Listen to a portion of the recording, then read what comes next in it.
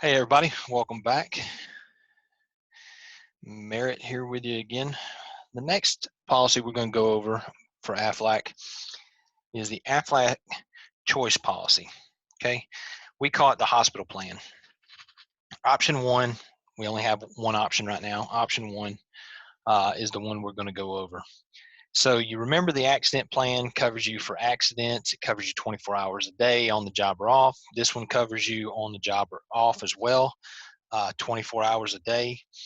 But this one, you have to be hospitalized.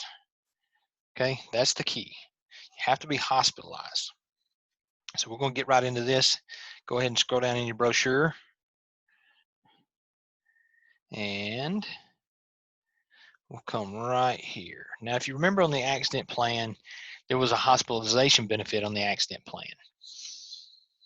Actually, I'll jump back to it so you can see what I'm talking about.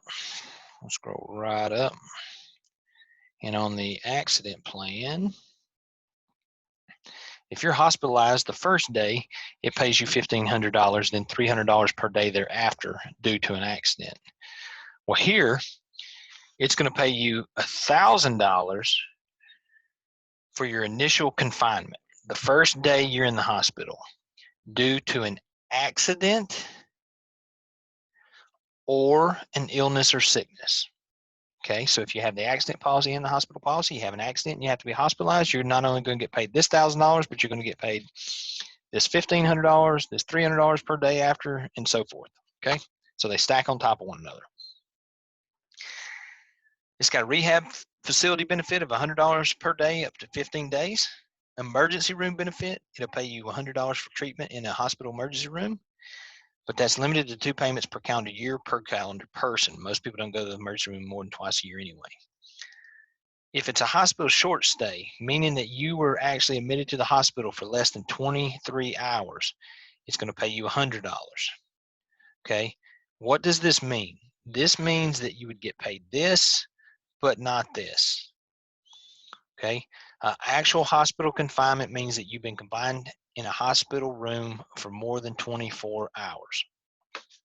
Okay, this has waiver of premium like we talked about earlier, continuation of coverage, and extended benefit to rider. What does this mean?